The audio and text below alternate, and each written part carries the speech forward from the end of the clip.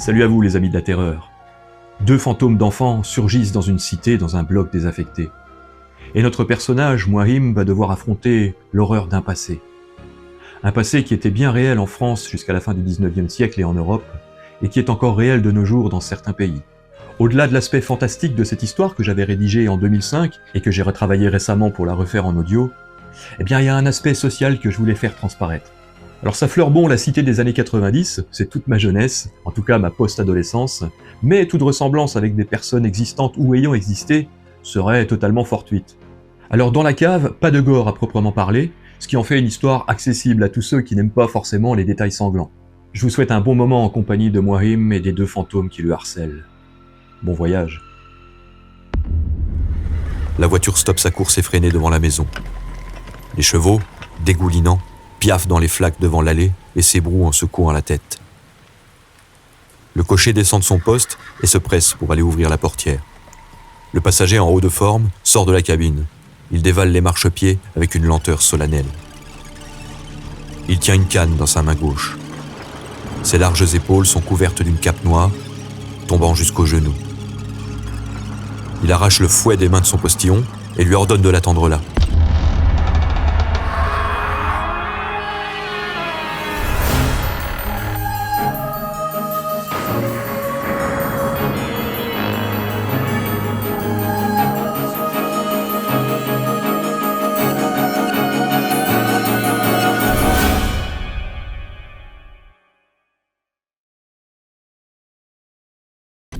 Bienvenue dans ce nouvel écho du crépuscule.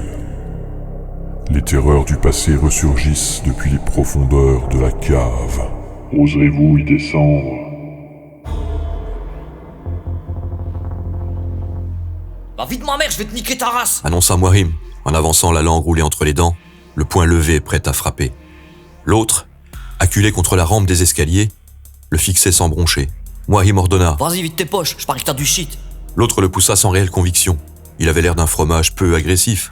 Et c'était entre autres pour cette raison que Mouahim s'attaquait à lui. Quoi, tu veux te battre? Vas-y, viens. J'ai pas envie de me battre, mais si tu veux, viens, on fume un pétard ensemble. Ah, t'as vu que t'as du shit sur toi? Vas-y, file-moi ta boulette avant que je te marave, t'as vu? Mouahim sauta sur son vis-à-vis, mais celui-ci ne se laissa pas faire. Vas-y, tu m'as poussé là, ma parole. Mouahim recula de quelques pas, puis roula à nouveau sa langue entre ses dents, en signe d'attaque imminente. L'autre eut un geste inconsidéré, mu par la peur. Il asséna un uppercut au menton de son agresseur et lui incisa la langue. Le sang goûta abondamment sur le sol du couloir de l'entrée 7 de la place des Lilas.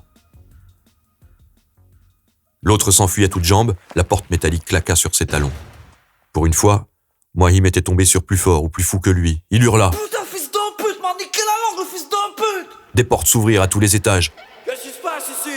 Ah bah ça vient d'en bas, hein. Monsieur Duschnock, qui n'attendait qu'une telle occasion pour se manifester, passa la tête par-dessus la rampe de son palier. Ouais, encore un de ces petits merdeux. Je savais que j'aurais jamais dû venir habiter dans un quartier plein d'étrangers.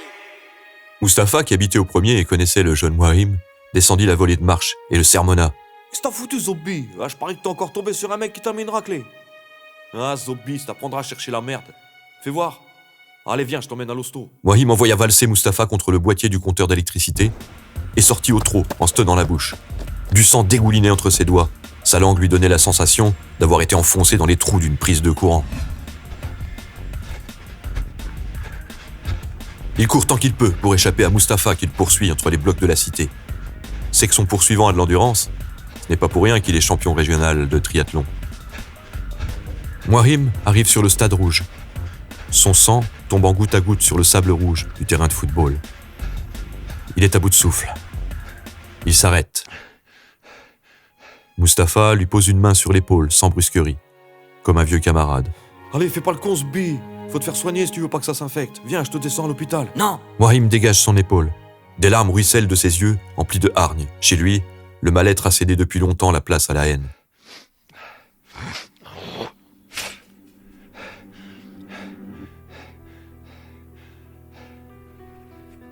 Mais qu'est-ce que tu comptes faire, Zombie? Rentrer chez toi la gueule pleine de sang pour faire pleurer ta mère? Ou aller dormir dans un bloc abandonné comme un rat? Réfléchis, cousin. Fais comme je te dis, Zombie, tu peux pas rentrer chez toi comme ça. Mais Mouahim n'accure des conseils que lui profère Mustapha, il s'éloigne en crachant son sang et sa rage sur le gravier rouge. Pourtant, il sait que Mustapha a raison.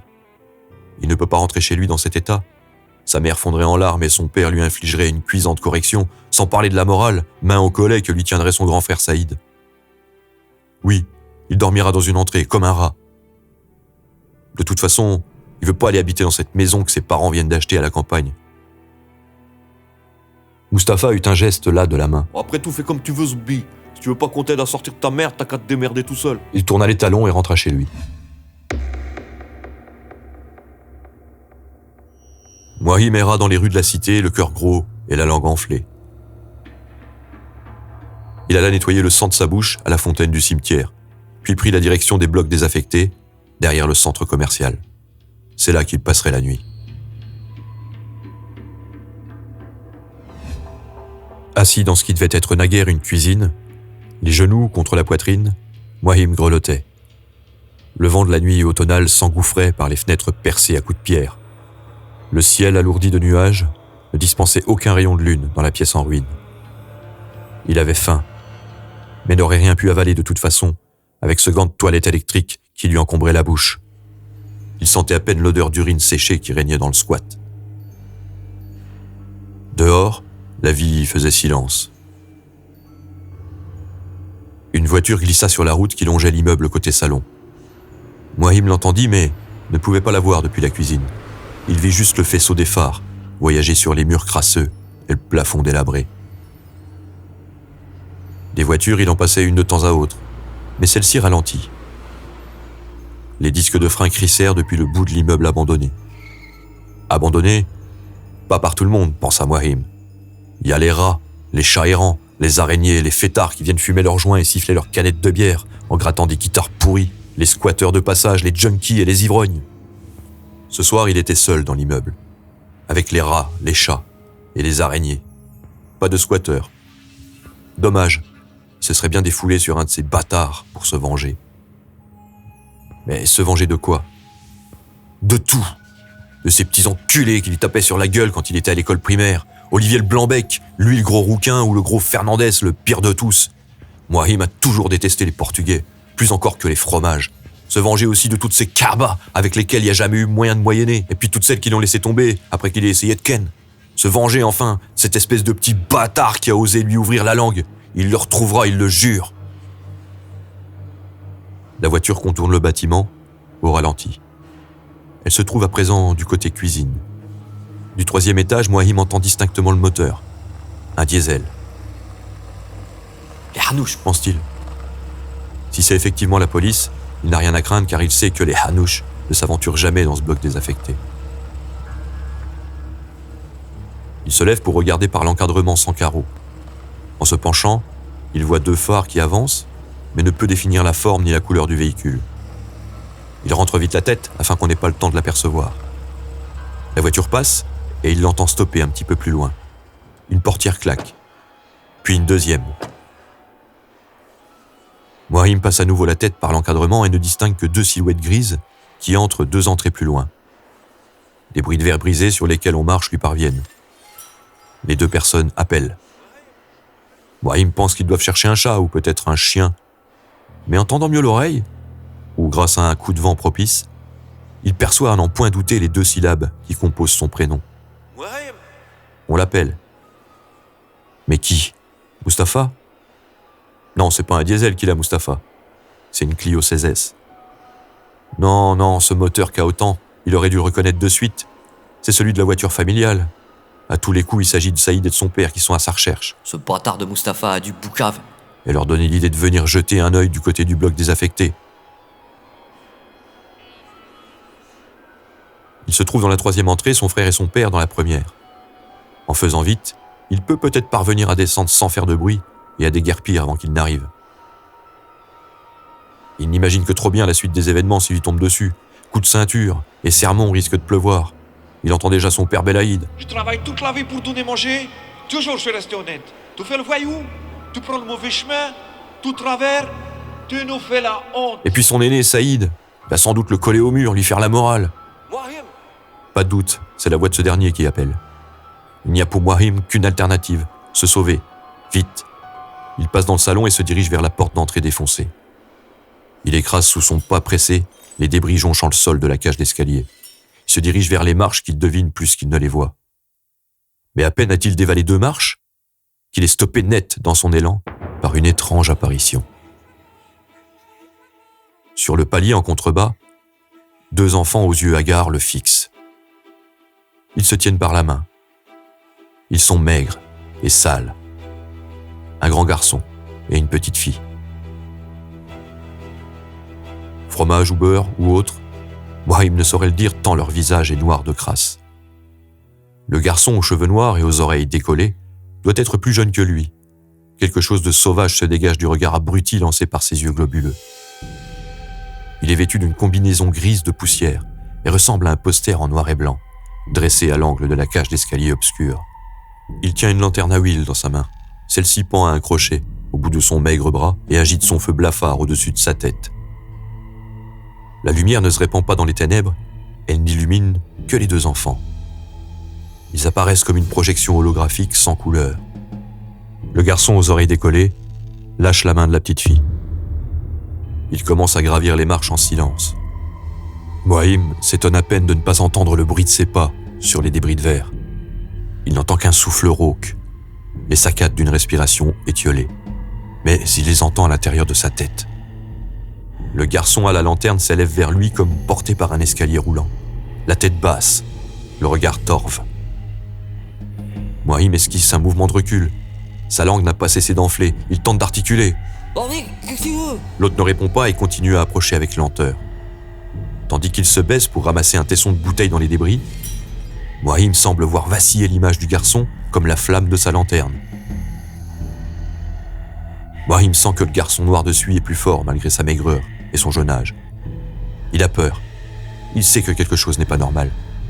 Il brandit son tesson devant lui et menace tant bien que mal. Vas-y, mon parole, je te nique ta race. Le portrait noir et blanc s'arrête au milieu de l'escalier et lève brusquement la tête vers Wahim. Le visage noir de celui a disparu. Un aboiement hargneux résonne dans le crâne de Wahim. Une tête de chien aux babines retroussées surmonte à présent le corps chétif du garçon.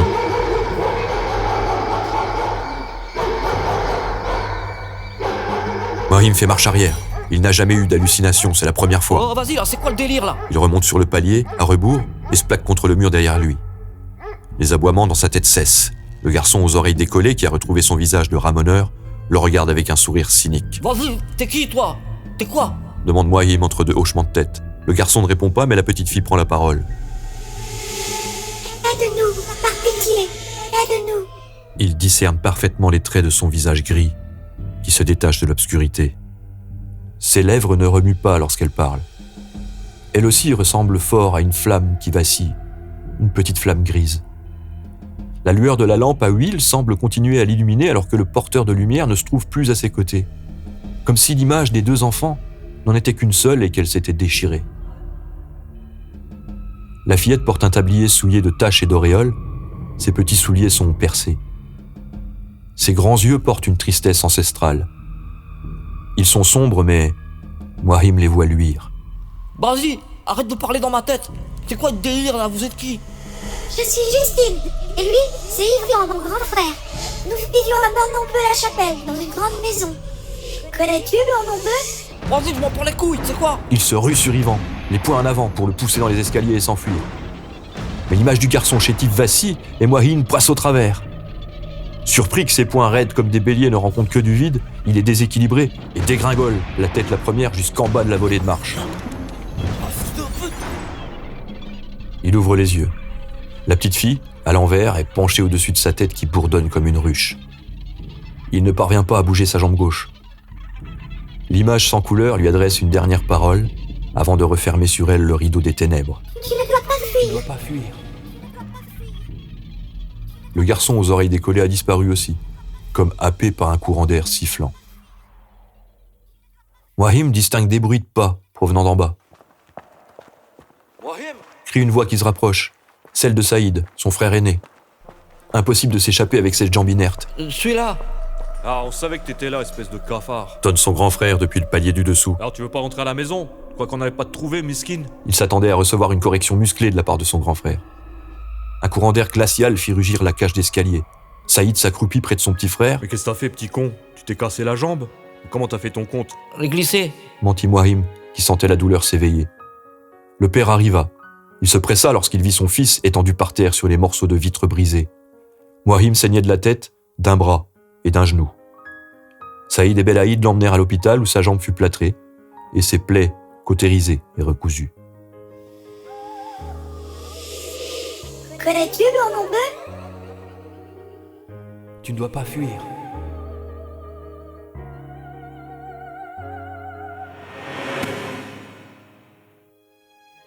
Le déménagement eut lieu durant ces 2 semaines d'hospitalisation. Saïd venait lui rendre des visites régulières, Ça y est, on habite à la campagne. lui dit-il la veille de sa sortie. Comme ça, t'iras plus faire des conneries avec tes pseudo-potes de la place des Lilas. Demain, je viendrai te chercher. Tu verras, c'est cool. On a chacun notre chambre et on peut laisser la voiture avec les clés sous le contact sans qu'on te la fauche. Je m'en tape, tu sais quoi? Quand j'ai plus le plâtre, je me casse. Rien à péter d'aller habiter dans un vieux bled pourri. De toute façon, les tarons, ils s'en tapent. C'est toi qui préfères, parce que moi, je m'en bats les couilles de faire comme toi, Zarma, les études. Arrête, là, tu vas m'énerver. Je vais pas te répéter toujours la même chose, t'as 15 ans, putain. C'est pas trop tard pour arrêter de faire des conneries. Vas-y, lâche-moi avec ta morale à 2 balles, là. Tu crois que je vais aller m'enterrer dans un trou, là? Ah, je sais pas quoi, sa mère, là? À Mornon-Beu-la-Chapelle. Rectifia Saïd. Tu veux pas, de toute façon, c'est comme ça. Ou t'iras dormir dehors comme un clochard. C'est ça que tu veux devenir? Un charclos?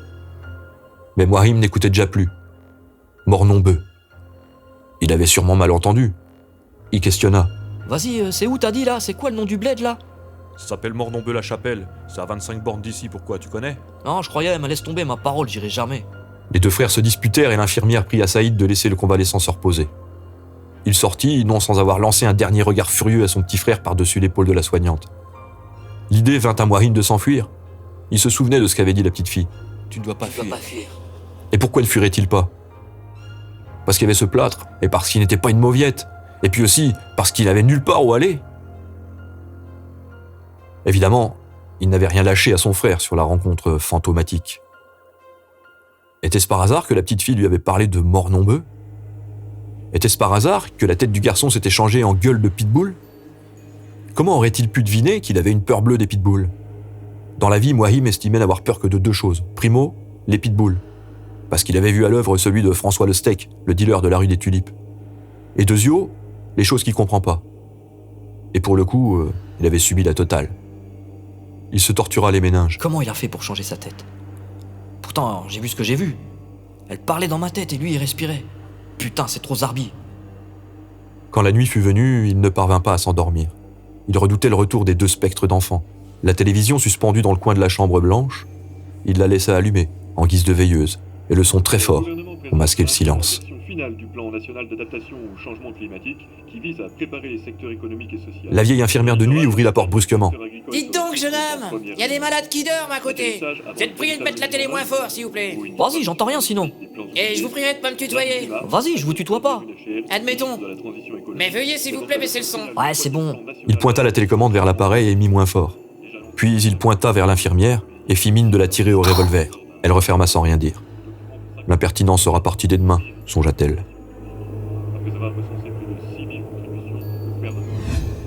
Il allait garder le plâtre 1 mois durant. La nouvelle maison de Mornon-Beu était certes plus calme que l'appartement de la ZUP, mais Mouahim s'ennuyait ferme. Il était impatient de pouvoir reprendre les cours, afin de les sécher avec ceux de la bande. Les membres de la bande n'étaient pas ses amis, mais seuls, il se sentait quand même moins enclin à braquer les voitures ou simplement les autoradios se trouvant à l'intérieur.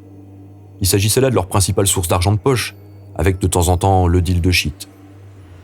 La bande se composait d'une 15aine d'individus.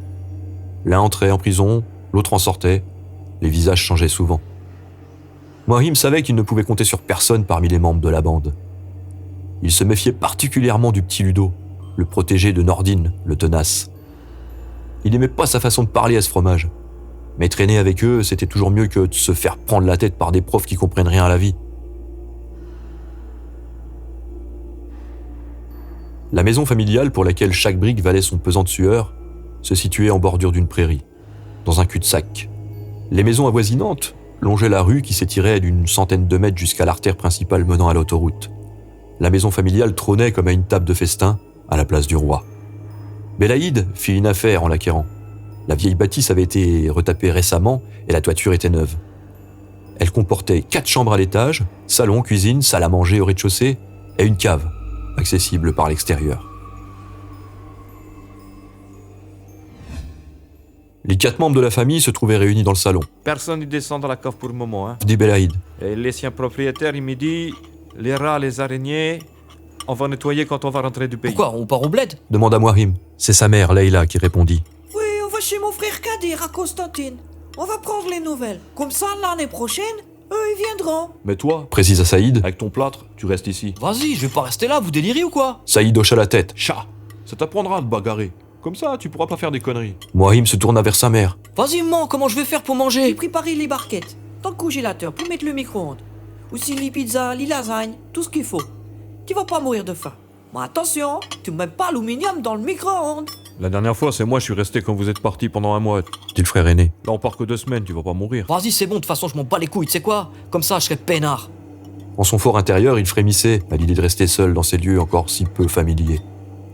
Et si cette maison était celle dans laquelle avaient vécu Justine et Yvan Tabertin? Oui, il sentait que c'était bien de cela dont il s'agissait. Les Tabertins avaient vécu ici. Leur rencontre de l'autre soir, dans le bloc désaffecté, n'était pas un hasard.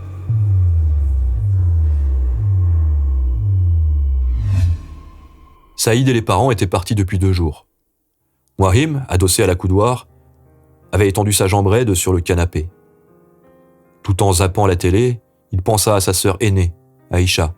Son père l'avait envoyée au bled pour qu'elle se mariât avec un commerçant plein aux as. Mouahim n'avait jamais encaissé le coup. Aïcha avait toujours été à son écoute et avait toujours su trouver les bons mots pour l'apaiser. Elle était partie l'année dernière à cause de son père, et de ça, il lui tenait rancune. Aïcha écrivit dans une lettre qu'elle était heureuse, que Belaïd et Leïla seraient bientôt grands-parents. Au lieu de participer aux effusions de joie de la famille, Mouahim s'était renfrogné, rongé par la jalousie.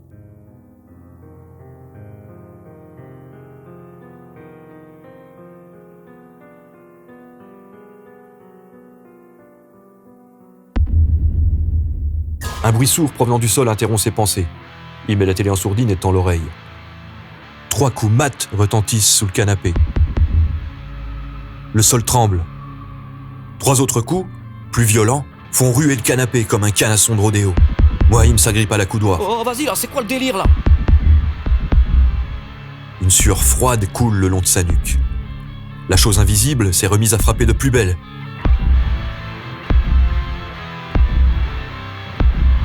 Le rythme s'accélère, peu à peu, à la façon d'une balle qui rebondit, pour devenir celui d'un marteau-piqueur.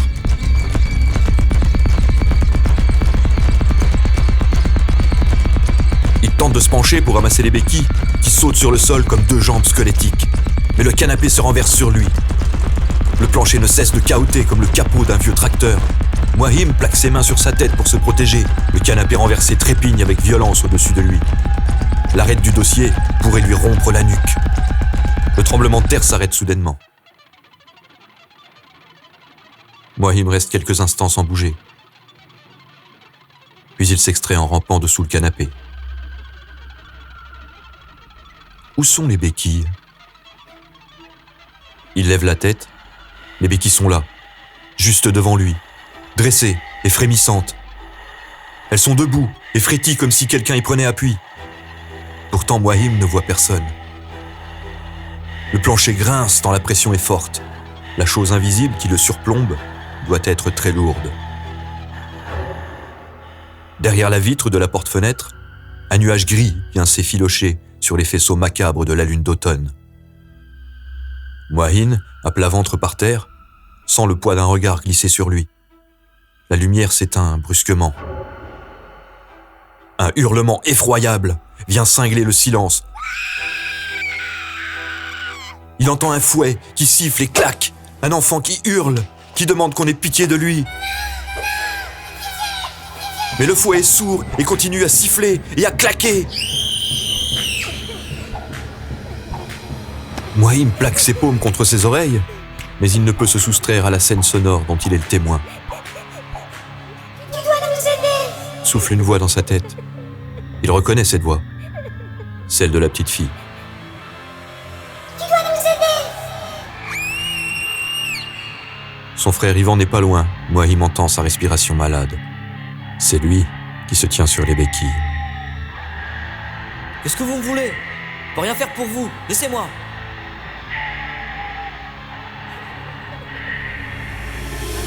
Tu es courageux, mais ton cœur est tout rempli de haine. Aide-nous, et il sera purifié. Vas-y, moi je veux rien purifier, va niquer ta mère. Un long moment de silence passa, puis la voix reprit. Va voir à la cave. La lumière revint et la télé se ralluma. Les béquilles s'écroulèrent et rebondirent sur le sol avec un bruit métallique.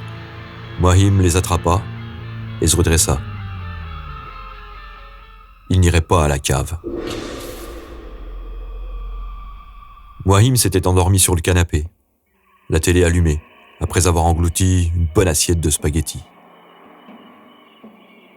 Un éclat de voix, sortant du haut-parleur de l'appareil, le tira de sa torpeur. Il était couché sur le flanc, et en ouvrant les yeux, il vit l'écran animé lui lancer des éclairs. Sa vision lui glaça le sang. La petite fille se tenait là, dans l'écran, le front collé à la vitre. Ses grands yeux noirs fusillaient Moahim. Sa mine était mauvaise, ses sourcils froncés. Elle ouvrit la bouche. Va voir à la cave. Putain, c'est quoi le délire encore là? Il attrapa la télécommande et essaya de changer de chaîne. Mais en vain. La fillette, vêtue de chiffon, ne cessait plus de répéter.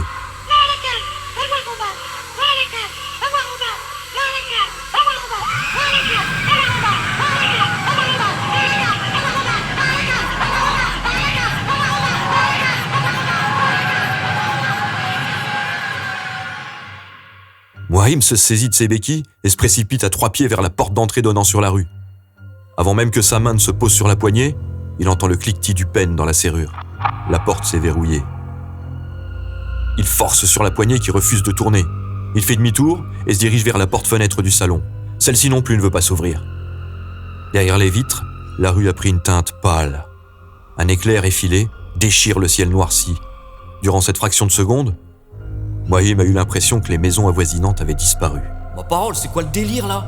Il fonce sur le téléphone, il est prêt à appeler n'importe qui, même la police s'il le faut. Mais il n'y a pas de tonalité. Il ne lui reste plus que la porte de derrière, celle qui donne sur la prairie. Elle ne s'ouvrira probablement pas, à moins que... Elle s'ouvre. Moahim dévale les marches sous les assauts de lourdes gouttes que lui envoie l'orage. Le ciel gronde et craque. Une fois en bas des escaliers, il bifurque à droite pour contourner la maison. Il passe devant la porte de la cave, une porte verte, surbaissée, et dont la peinture s'écaille. Au travers du bois vermoulu, il entend sourdre des râles et des pleurs, mais il ne s'arrête pas. Il ne jette pas même un regard à la petite lucarne engluée de toile d'araignée qui luit d'une lueur jaunâtre. Un éclair fait apparaître brièvement des visages sculptés sur l'encadrement en pierre de taille de la porte vermoulue. Les visages au regard vide, pétris de grimaces menaçantes, forment une guirlande arquée au-dessus de cette porte. Moahim les ignore. Il est déjà devant la maison. Le vent hurle, la pluie matraque le sol boueux. Moahim est trempé. À ses pieds, la rue obscure s'allonge. Les habitations qu'il abordait ont effectivement disparu. Sa vision laconique par la porte-fenêtre du salon n'était pas une illusion d'optique. Il n'y a plus autour de lui que des plaines rases qui reposent sous la lune étouffée de nuages noirs. Quelques arbres ombrageux qui se tordent et agonisent sous les rafales impitoyables de l'orage. Soudain, du bas de la rue, à 500 mètres, lui parviennent des grincements sinistres. Il perçoit le bruit d'un fouet. Mais il ne sait pas encore qui le tient. Des clappements rapides et réguliers vont en s'approchant. Sur l'horizon proche, lézardé d'éclairs, il voit poindre une masse noire qui grossit. Ma parole, je l'hallucine ou quoi? Une diligence tractée par 4 chevaux à la robe noire se rue dans sa direction. Dans un vacarme grinçant, le cocher cravache les bêtes essoufflées avec ferveur. Planté sur ses 2 béquilles, Moahim reste pétrifié. Il n'ose esquisser un mouvement, de peur que le type au fouet ne le distingue. Le coche, lancé comme un bolide, passe en le frôlant. Il a juste le temps de discerner une silhouette surmontée d'un chapeau haut de forme, installé à l'intérieur. Il lui a semblé apercevoir le foyer rougeoyant d'une pipe qui se reflétait dans les yeux du mystérieux passager. La voiture stoppe sa course effrénée devant la maison. Les chevaux, dégoulinants, piaffent dans les flaques devant l'allée et s'ébrouent en secouant la tête.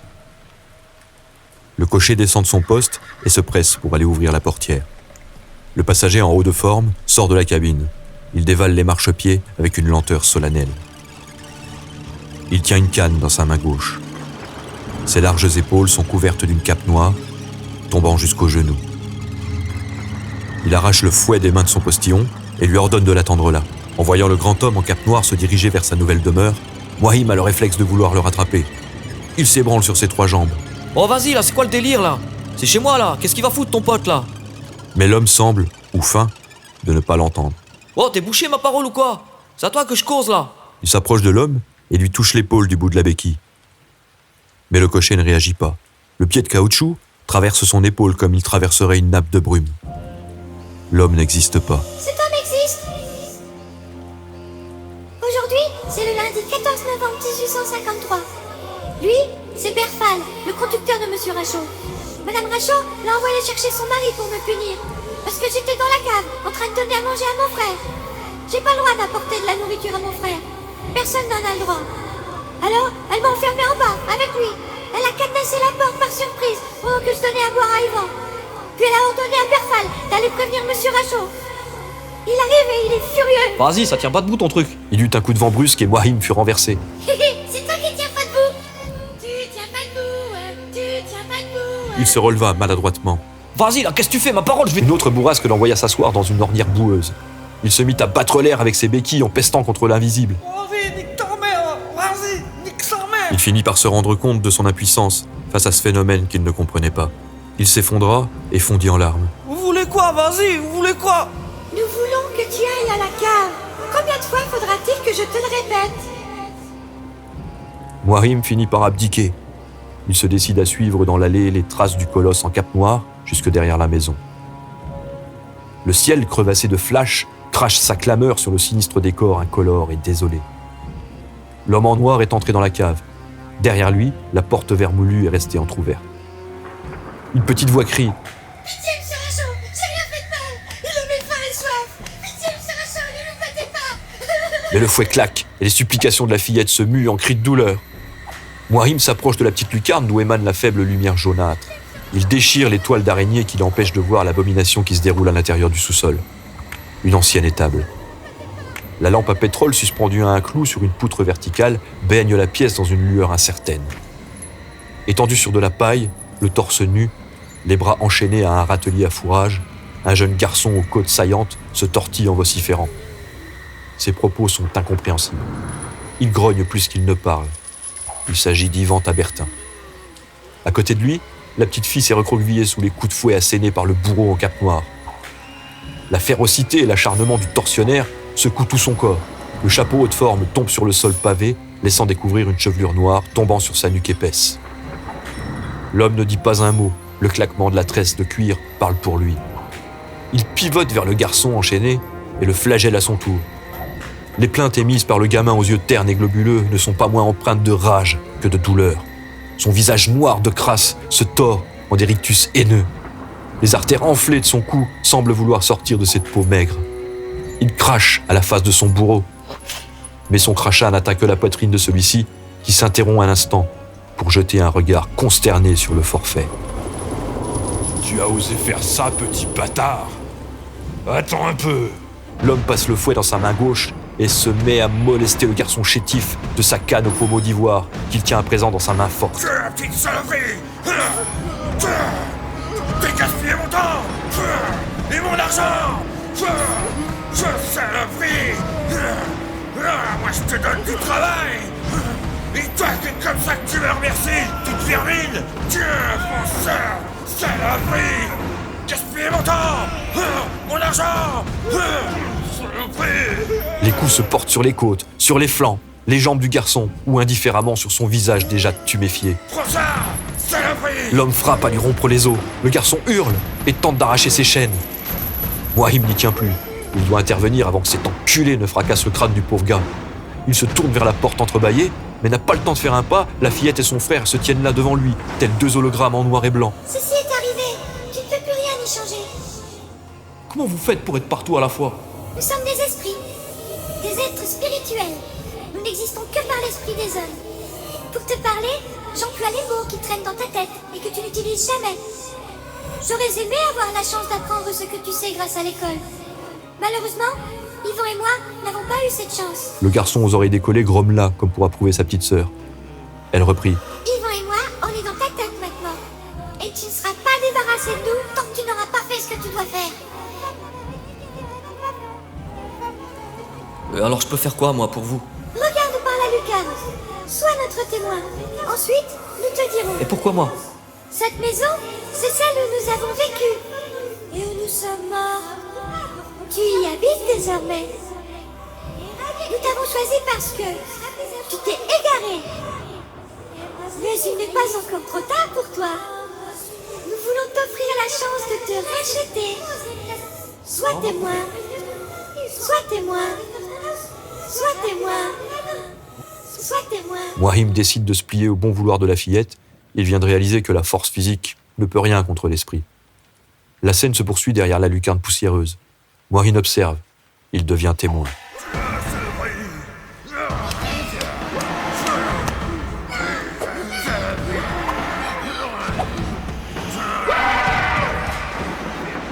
L'homme en cape noire s'acharne toujours sur le pauvre garçonnet sans défense, dont les cris ne sont plus que des balbutiements. La fillette, au corps lacéré, se redresse brusquement. Elle bondit sur le bras qui s'élève pour porter le coup de grâce à son grand frère. Mais avec une violence inouïe, la canne s'abat sur sa chevelure et son crâne se fendit comme un rondin de bois tendre. La petite fille s'effondre. Le tortionnaire, essoufflé, en sueur, contemple son œuvre de barbarie. Avec une secousse métallique, les balbutiements du garçon cessent. Les chaînes se tendent et se détendent une ultime fois, au bout de ses bras décharnés. Il vient de rendre son dernier souffle. Yvan et moi, on est morts en même temps. Mais on n'aura pas la paix, et toi non plus, tant qu'on n'aura pas reçu un vrai enterrement. Moirim s'éloigne de la fenêtre à reculons. La porte reste entrebâillée, et Moirim entend la respiration essoufflée du bourreau, ponctuée par les sarcasmes de l'orage. Il s'avance et pousse la porte. La brute en cape noire lui tourne le dos. Il sait qu'il ne peut le toucher, mais ne peut résister à l'envie de lui sauter dessus. Il s'élance sur ses béquilles, et à ce moment même, la brute disparaît, et Moirim se retrouve dans l'obscurité la plus complète. Dehors, l'orage a cessé, mais la nuit demeure. Il tombe à plat ventre sur les pavés gondolés, puis se redresse sur son séant. Justine et Yvan Tabertin réapparaissent, nimbés de cette lumière qui ne se diffuse pas dans l'atmosphère, mais semble leur coller à la peau. Alors voilà ce que tu dois faire. Annonce Justine.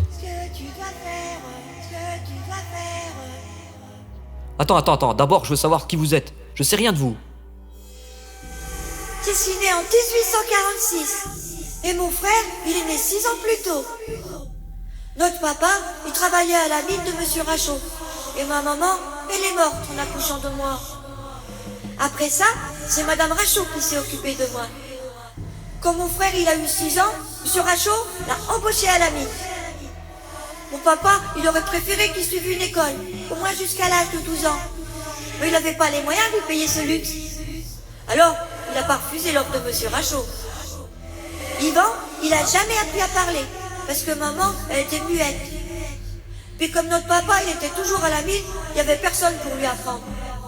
Mais Monsieur Rachaud, il disait toujours que, de toute façon, il n'y avait pas besoin de savoir parler pour pousser les wagonnets ou pour porter la lampe de sûreté. Il disait aussi que les enfants, il n'y a rien de plus pratique pour se faufiler dans les endroits que les grands ne peuvent pas atteindre. Et que les crétins qui voulaient faire changer les lois en voulaient assez sous. C'est vrai, mon frère, il était capable d'aller chercher beaucoup de houille, là où les grands ne pouvaient pas aller. Monsieur Rachaud, il disait toujours qu'il fallait plus d'enfants pour arrêter le gaspillage. Yvan, il était payé le double des autres enfants, parce qu'il était le plus courageux. Il gagnait 90 centimes par jour. Moi, quand j'ai commencé à travailler à l'atelier de tissage de Monsieur Rachaud, j'avais 15 centimes. C'est Madame Rachaud, le contremaître.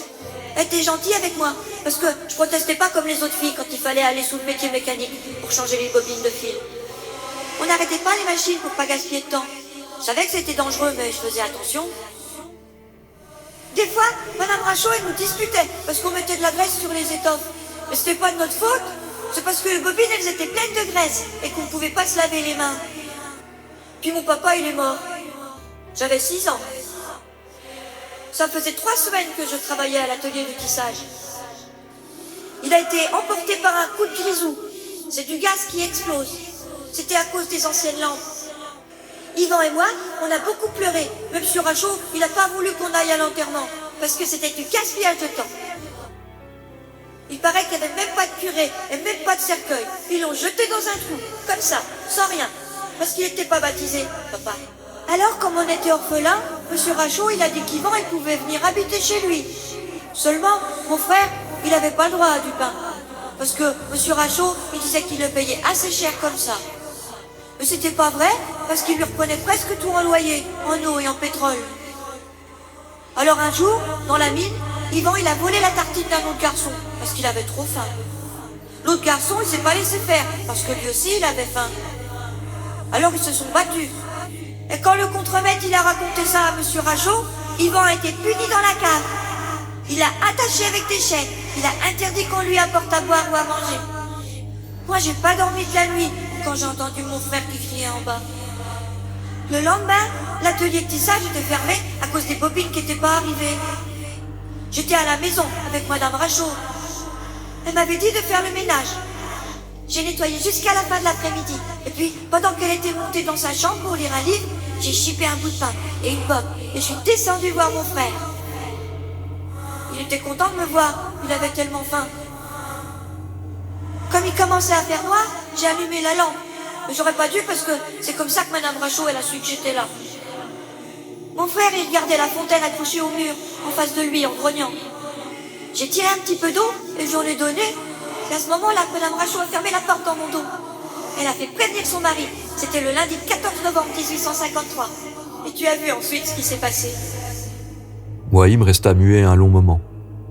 Sur ses joues, 2 fins ruisseaux avaient roulé de ses yeux. Il existait donc plus malheureux que lui.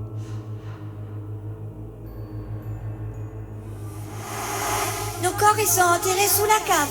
Il faut que tu les trouves. Comme ça, on aura droit à un vrai enterrement.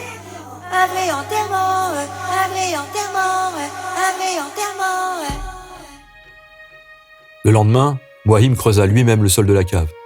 Il découvrit des ossements mordus par la terre. Après maintes hésitations, il appela la police. On l'interrogea et il raconta toute la vérité. On ne le crut pas. Néanmoins, une analyse ultérieure opérée sur les ossements apporta la confirmation qu'ils avaient soutenu les chairs de 2 enfants un siècle et demi auparavant. On ne les identifiera jamais. Il existait bien des registres mentionnant leur nom et date de naissance dans les archives de Mornon-Beu-la-Chapelle. Justine Tibertin, née à Mornon-Beu-la-Chapelle en approximativement 1846, et Yvan Tabertin, né à Mornon-Beu-les-Colombes en approximativement 1840, frères et sœurs, adoptés, ce jour par monsieur et madame Rachaud, Antoine et Yvette, mari et femme, demeurant à... Mais aucun document ne relatait leur disparition ou leur mort. Les squelettes incomplets furent déposés dans les cercueils, puis on les mit en terre. Moïm avait reçu une dernière recommandation de la fillette, avant que son âme et celle de son frère n'allassent rejoindre les champs célestes. Tu dois faire connaître notre histoire au plus de gens que tu peux. Personne ne doit oublier ce qui s'est passé.